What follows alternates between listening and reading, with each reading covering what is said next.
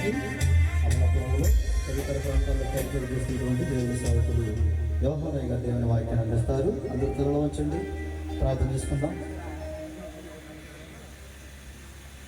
అందరూ కూడా దేవుని వాక్యాన్ని శ్రద్ధగా వినండి.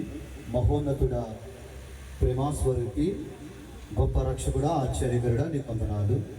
ఘనమైన దేవ, నీకు కృతజ్ఞతాస్తుతులు తండ్రి. మధ్యాహ్న వేళ ఈ యొక్క వివాహం నిమిత్తమై ప్రభువా వివాహ సందేశాన్ని ఇస్తుండగా ప్రభువా మీ దైవ సేవకులు బలంగా వాడుకొని ఈ స్థలానికి కావలసినటువంటి శ్రేష్టమైనటువంటి మాటల ద్వారా మీకు వివాహం చేసుకోవలసినటువంటి సహోదరులు జాగ్రత్తగా విని వాటి ప్రకారంగా బ్రతికేటట్లుగా ఈ వాక్యాన్ని మీరు ముద్ర వేయమని యేసునామంలో ప్రార్థిస్తున్నాను మా తండ్రి, ఆమేన్. కూర్చుందాం, వాక్యాన్ని శ్రద్ధగా విందాం.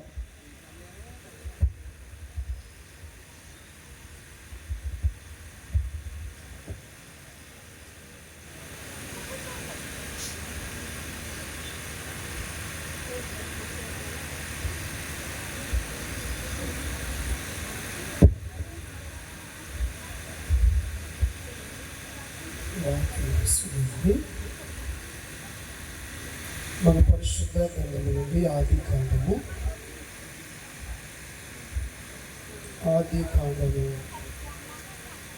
2వ అధ్యాయము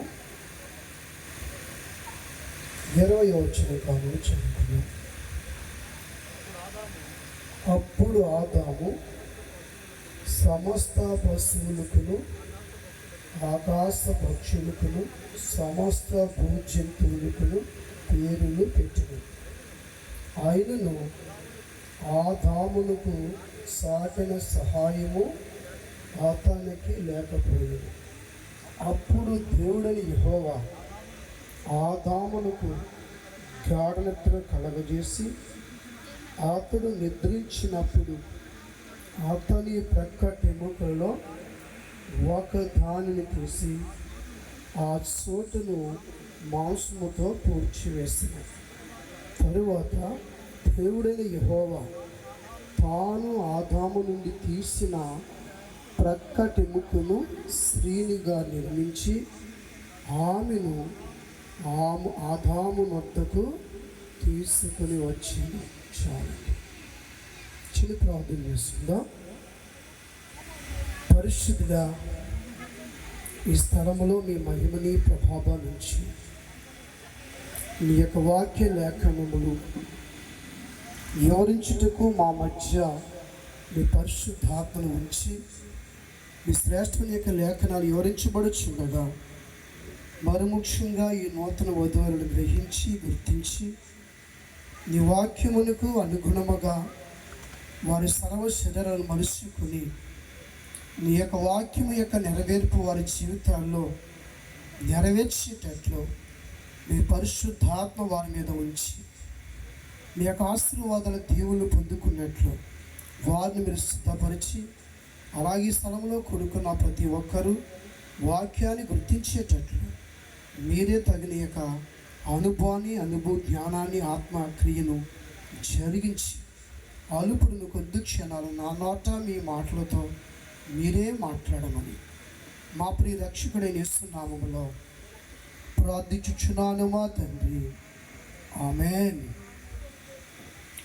మీ అందరికీ వందనాలండి. చూడు బిడ్డ, దేవుని యొక్క వాక్యాన్ని మనం పరిశీలించినట్లయితే ఇది సృష్టికి ప్రారంభములో జరిగిన ఒక శ్రేష్ఠ సందర్భం. చూడు, ప్రభు సృష్టిని సమస్తాన్ని సృజించిన తదుపరి ప్రభు ఏం చేశారు?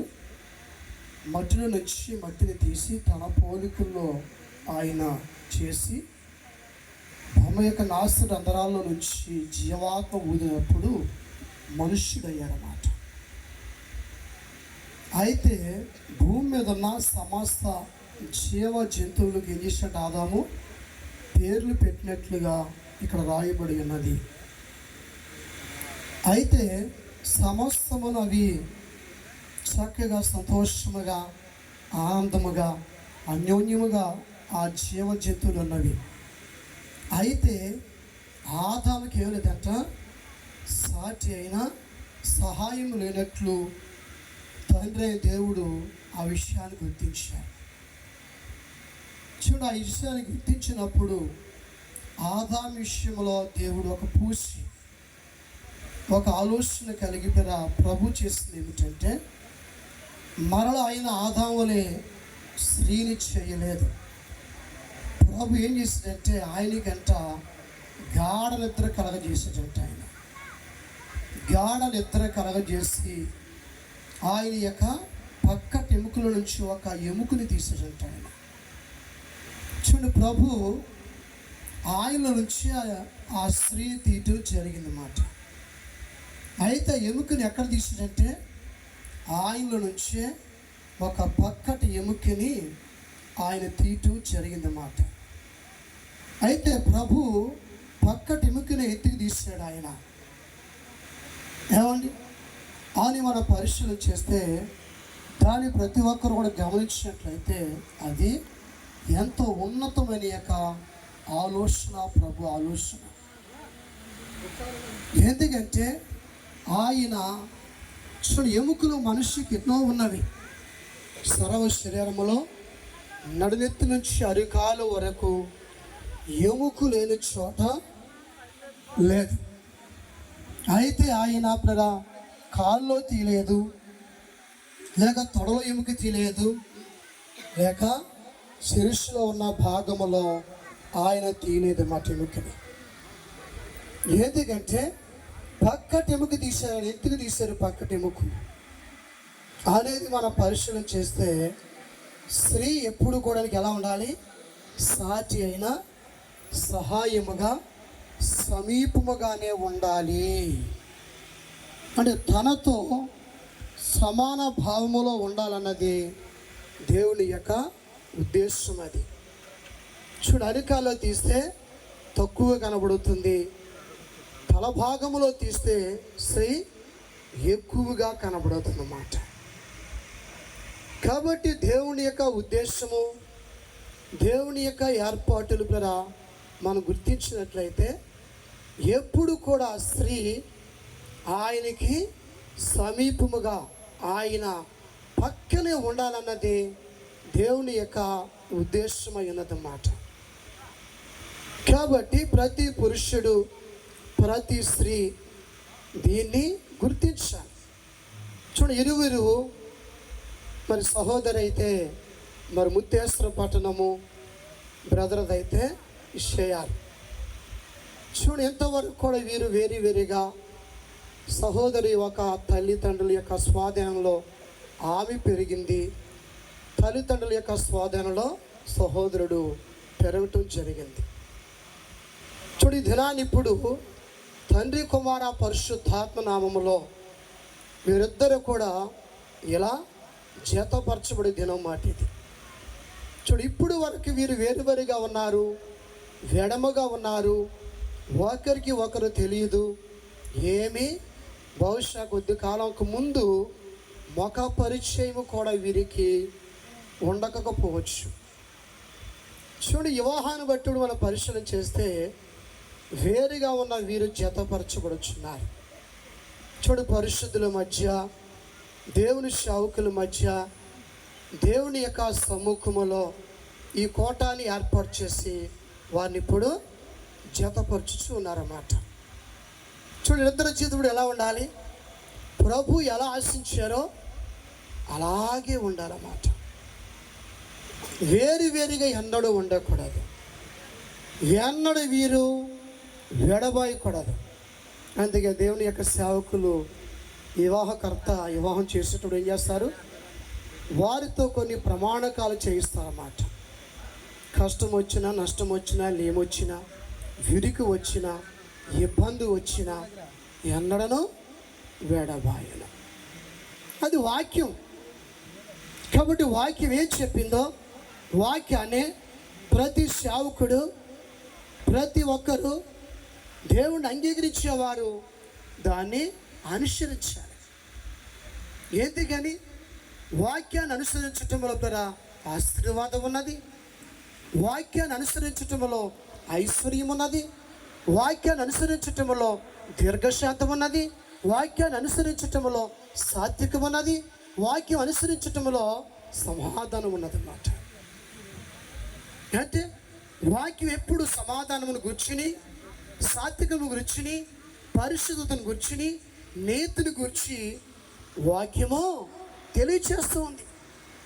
అంతేకాదు వాక్యం మరొక మంచి ముఖ్య విషయం ఏం చేసిందంటే తెలియజేసి ఏంటి, నిన్ను వాళ్ళని పొరుగు వారిని ప్రేమించు. చూడు, వాక్యం అనేది ఎప్పుడు కూడా శ్రేష్టమైన వాటిని అంటే మనుషుల యొక్క క్షేమాన్ని, మనుషుల యొక్క నిత్య జీవాన్ని, మనుషుల యొక్క అభివృద్ధిని వాక్యము తెలియజేస్తుందన్నమాట.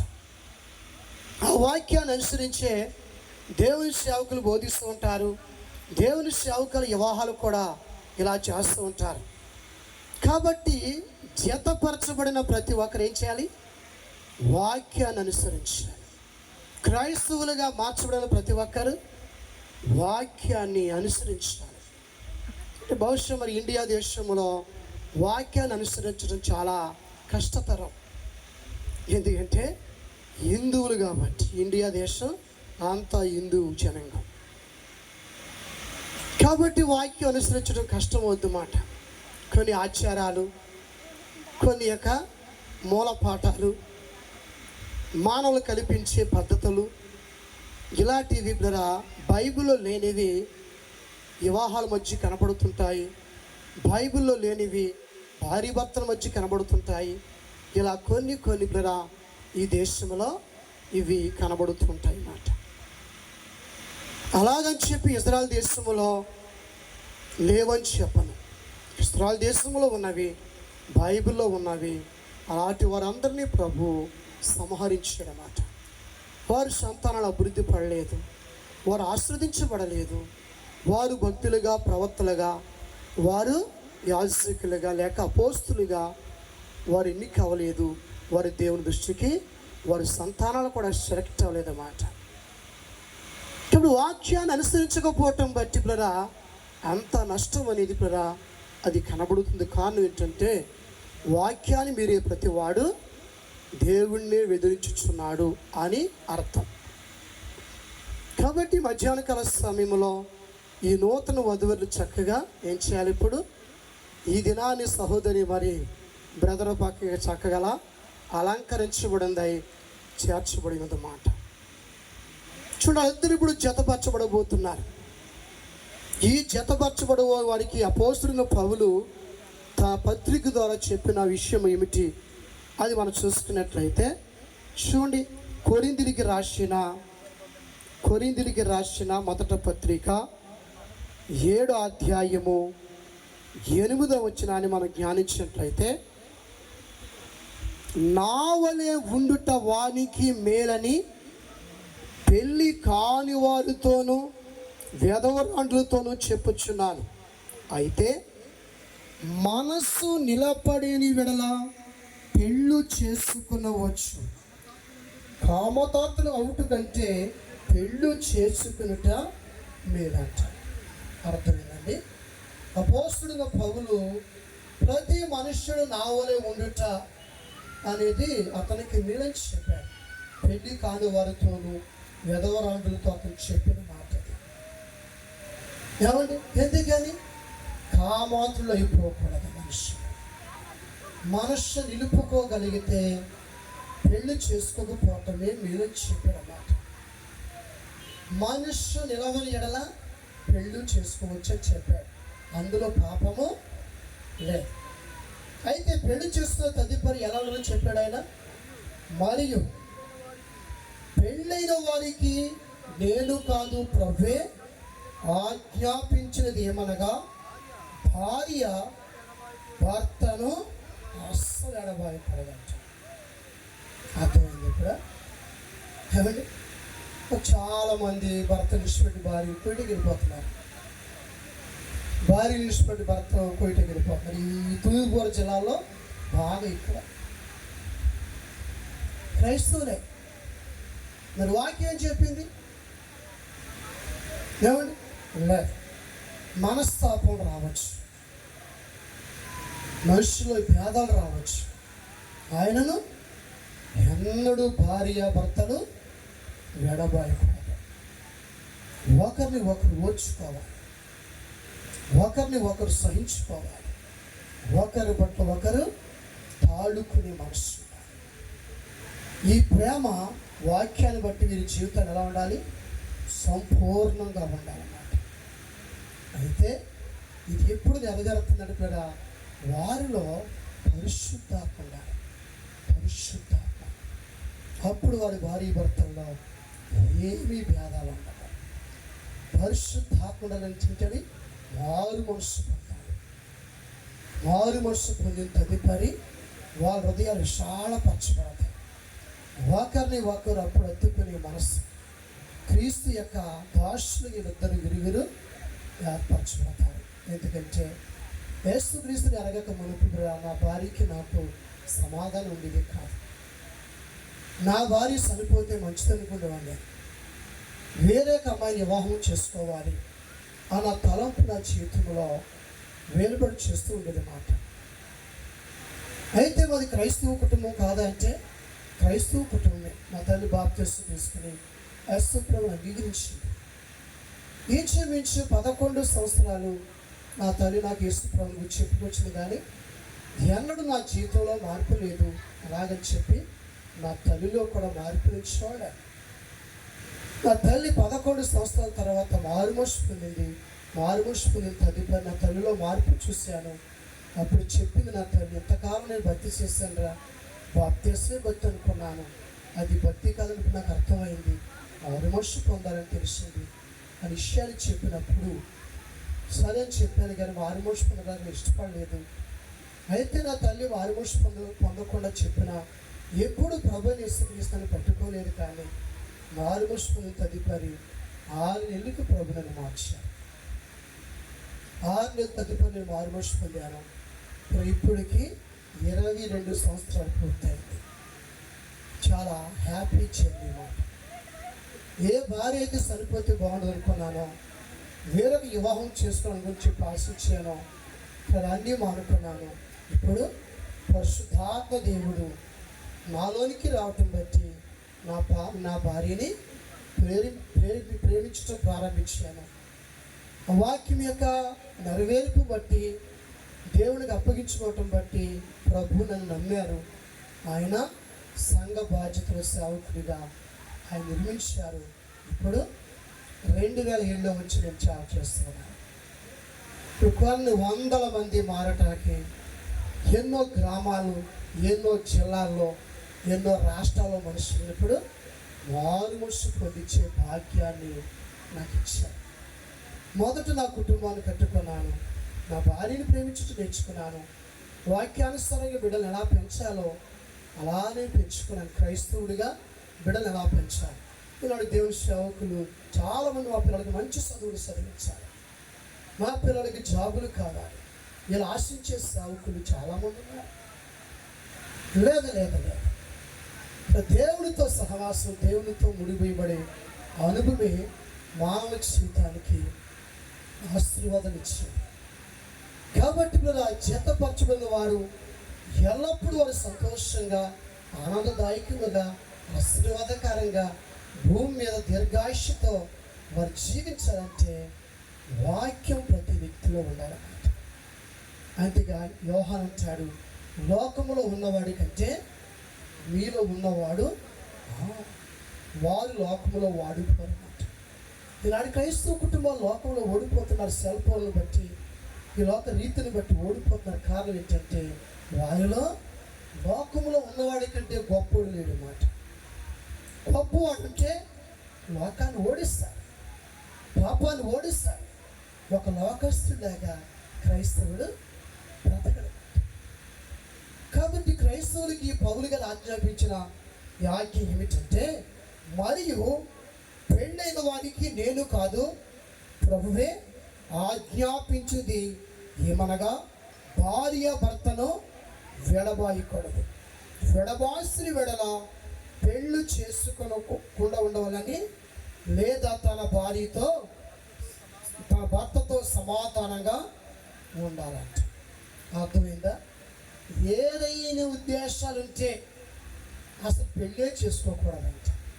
కష్టపడి భార్యను పోషించు, అంతే నువ్వు దూరం దేశానికి వెళ్ళు, నాకు చాలా అప్పులు ఉన్నాయి, చాలా సమస్యలు ఉన్నాయి, ఎలాంటి మాటలు రాకుండా కష్టపడి భార్యని పోషించు, కష్టపడి భార్యని పోషించు. ఎలా కష్టపడతావో తెలియదు, ఎలా ప్రాధాన్యపడతావో తెలియదు. నీ భార్యని ఎప్పుడు పోషించే భర్తగా ఉండాలన్నమాట. తెలుసా, ఆమె ఏదైనా నీకే చెప్పుకుంటుంది. ఈ దినాన్ని సహోదరి ఏం చేస్తుంది, ఏమి కావాలని ఇప్పుడు కానీ తనకు భర్తగా కాబోతున్నాడు సహోదరుడు, ఆయనకే చెప్తాడు. తండ్రికి ఫోన్ చేసి, నాన్నగారు మా ఇంట్లో కూరకలు ఇవ్వండి, నాన్నగారు మా ఇంట్లో బియ్యులు ఇవ్వండి, నాన్నగారు మాకు అప్పు ఉన్నాయండి అని మా తండ్రికి కానీ తల్లికి కానీ ఏమీ చెప్పు. ఒకవేళ ఆయన మీ నాన్నకి చెప్పుకో, మీ అమ్మకు చెప్పుకుంటాకి ఆయనకి మీరు మాట లేదు. లేదు మా అమ్మని అడుగు, మా నాన్న అడిగంటే అది లేదు మాట. ఇప్పుడు ఆయనకి సంరక్షకుడు ఎవరు? భర్త. పోషకుడు భర్త. సాటిన సహాయము భర్త. కాపరి భర్త. సమస్తము బాధ్యతలు నెరవేర్చవలసింది ఎవరు అంటే భర్త. తెలుసా? అయితే ఇప్పుడు స్త్రీకి కొన్ని విషయాలు ఆయన ఆజ్ఞాపించారు. ఆయన చూసి మనం ముగించేసుకుందాం.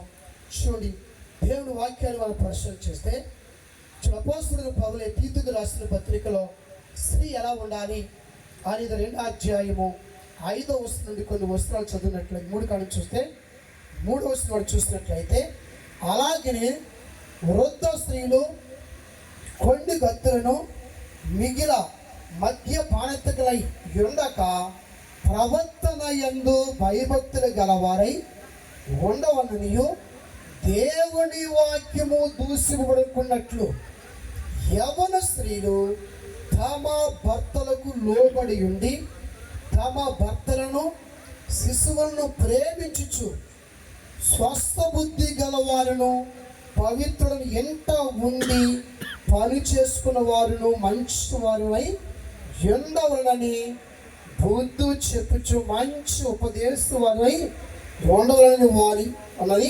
బోధించము. ఇది అంటే పనికి కూడా స్త్రీ వెళ్ళకూడదంట.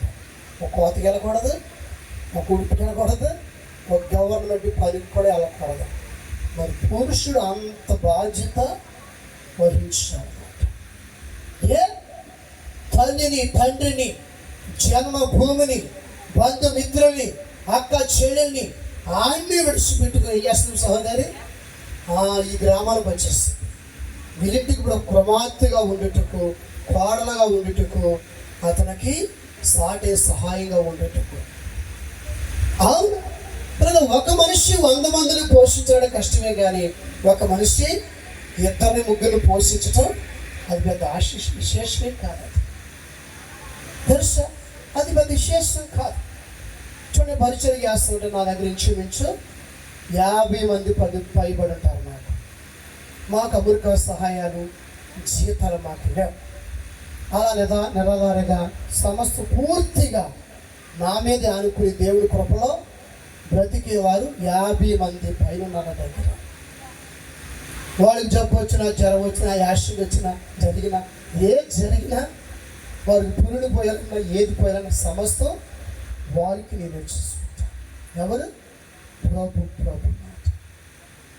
అవును, ఒక భార్య 2 పిల్లలు పోషించలేరా? నీ పనికి వెళ్ళాలా? చెప్పాలి నువ్వు నీ భర్తకు వాక్యాలు. తెలుసా, దేవుడు వాక్యంలో రాయబడదండి అని చెప్పాలన్నమాట.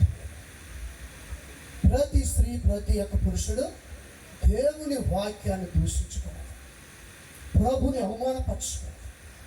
కాబట్టి ఎవరు స్త్రీలంట దేవుని వాక్యము దూషింపబడకున్నట్టు ఉండాలంటే ఎంత నుండి పని చేసుకోవాలి, భర్తకు లోబడాలి, నీ పిల్లల్ని ప్రేమించుకోవాలి, వారిని చక్కని పొజిషన్ పెంచుకోవాలి.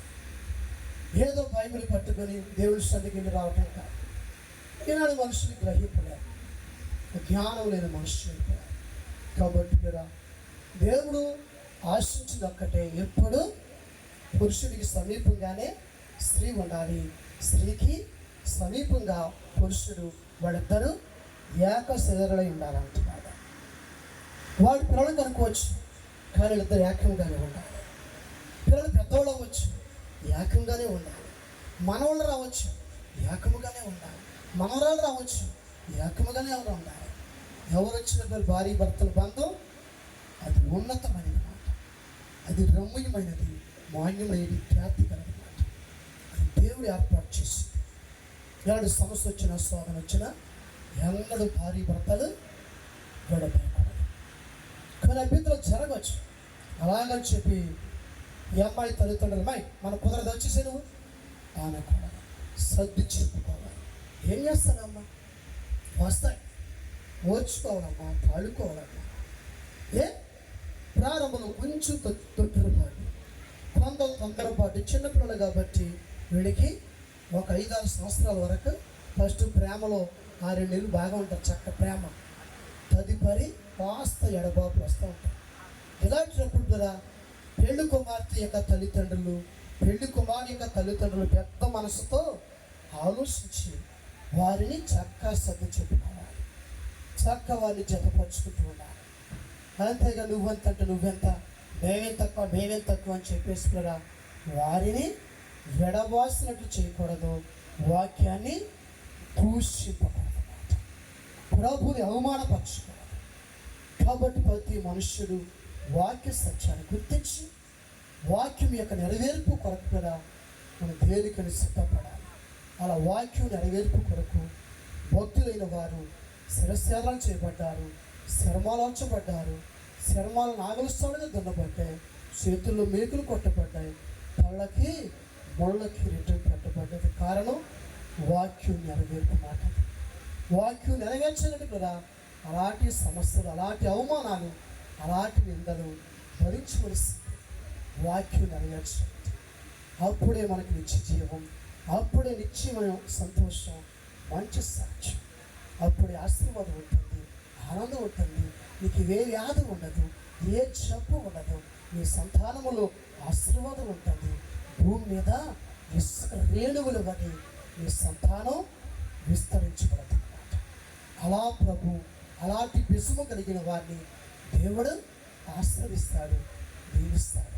అలాంటి వారిగా ఉండాలన్నది ఈ నూతన వారి యొక్క ఉద్దేశము, ఆలోచన ఉండాలని నేను ఆశించి పరిశుద్ధాత్మ పేరట వారికి నేను ఈ స్థలంలో ఉన్న వారికి ఆజ్ఞాపించు వాక్యాలను ముగించుచున్నాను.